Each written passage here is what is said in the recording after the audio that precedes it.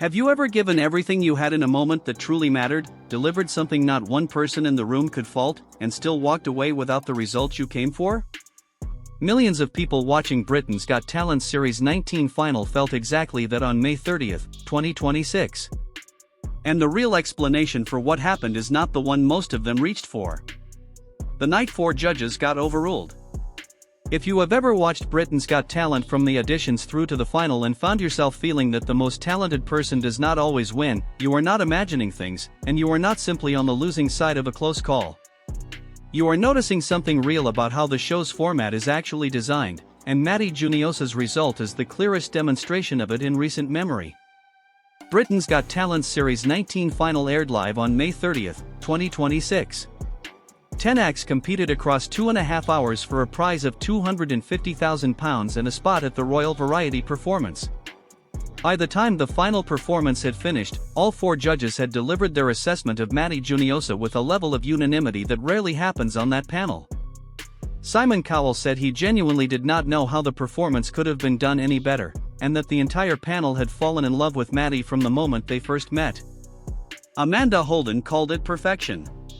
KSI told him he was about to go viral again, and then Alicia Dixon said something that, on reflection, revealed more about the result than all the praise combined. She looked at Matty that night and said she was glad the judges were not the ones voting, because after that performance, he could also win the whole show. She said it as a compliment.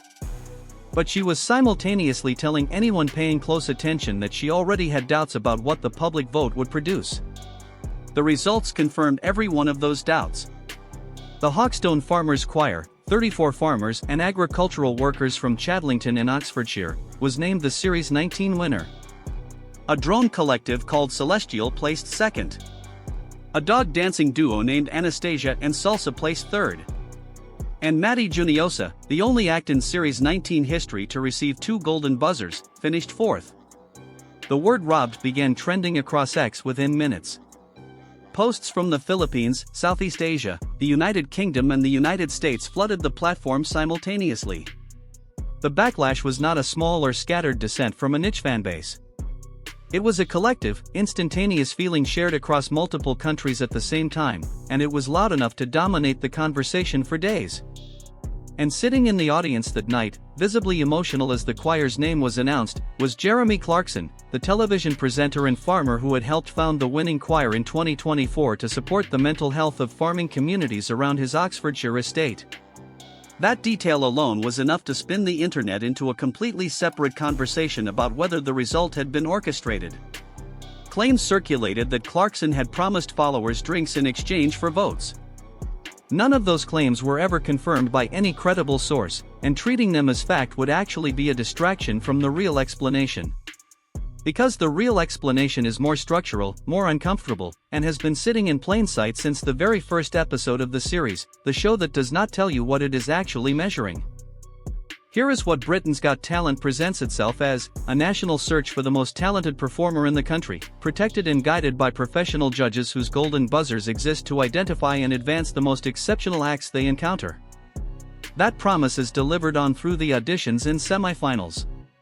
When Simon Cowell pressed his golden buzzer for Matty, that was the talent competition functioning exactly as advertised. But here is what the final actually is: a public phone vote, open only to United Kingdom mobile numbers, in which every act starts from 0 the moment the voting lines open. 2 golden buzzers, the highest form of recognition the show's format can produce, count for nothing in the final. Prior judge assessments count for nothing in the final. Every advantage built through months of performance, every critical endorsement and every hard-won moment of extraordinary television resets completely when the broadcast goes live. This is not a hidden rule. It is stated openly. But it is enormously consequential when you understand what it means in practice. The final is not the conclusion of a talent competition. It is a separate contest that uses the same stage, the same hosts and the same judges as decoration, but operates on entirely different principles. One is decided by professional assessment of vocal and performance ability. The other is decided by which act can mobilize the most UK phone numbers in a 2-hour window. Matty Juniosa won the talent competition portion of this show comprehensively. He earned the only 2 golden buzzers given to a solo vocalist in the entire series. What he walked into in the final was a different contest entirely, and the reasons he could not win that one had nothing to do with whether he deserved to. Understanding what those reasons actually were requires going back to understand what he brought to the show, and why it was simultaneously extraordinary and structurally insufficient for the specific challenge the final presented. The man who arrived knowing exactly what he needed to do. Matty Juniosa was born in Mandaluyong City in Metro Manila in the Philippines and grew up in a household where music was present in nearly everything. He started performing at around 5 or 6 years old. He gave himself the nickname Mattyanse after his idol Beyoncé.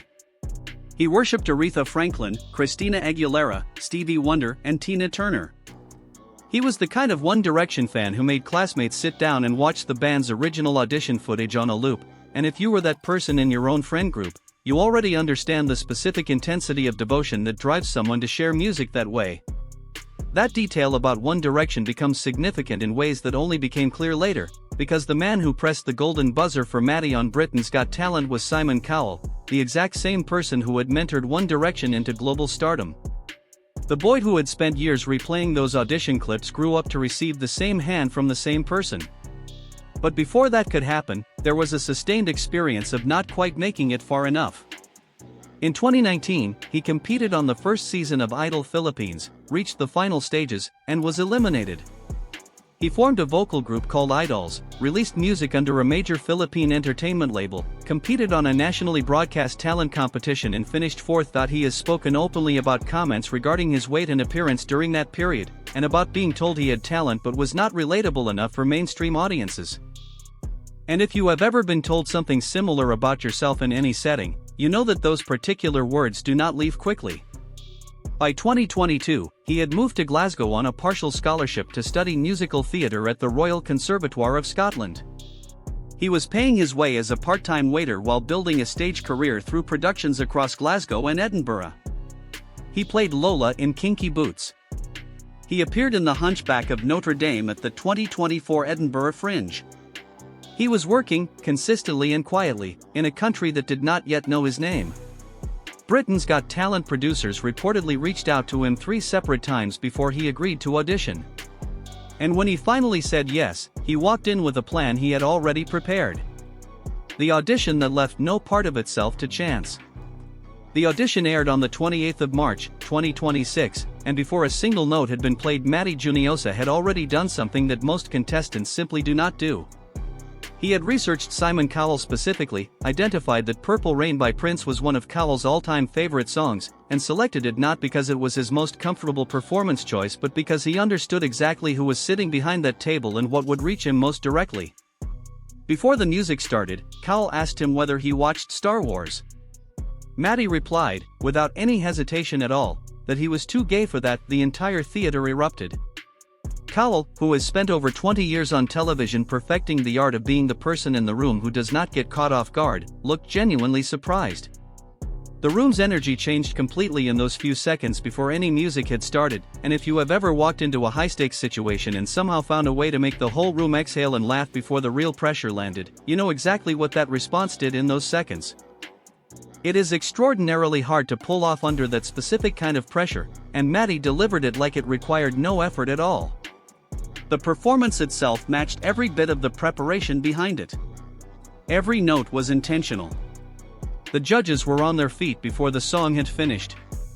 KSI told Matty that his personality was outstanding and that the moment he took the microphone off the stand, he became a superstar. Cowell said it was the biggest reaction they had seen from anyone so far that year. The audience was already chanting for the golden buzzer before any judge had finished speaking, and Cowell pressed it. But what tends to get completely swallowed by the excitement of that moment is what Matty said before he sang. He told the panel, on camera in front of millions of people, that he had spent years carrying the belief that he would always be a singing competition loser. He named that fear publicly in one of the most watched rooms in British television, and then walked to the center of the stage and spent the next few minutes dismantling it in real time. That combination of raw honesty and that quality of vocal performance is not something that surfaces on primetime Saturday night television very often. The clip went viral across the United Kingdom, the Philippines, Southeast Asia, and the United States almost simultaneously. Diaspora communities across multiple continents amplified it within hours. Matty had stopped being a contestant on a television program and had become something considerably larger, and the most significant moment of his time on the show had not yet arrived.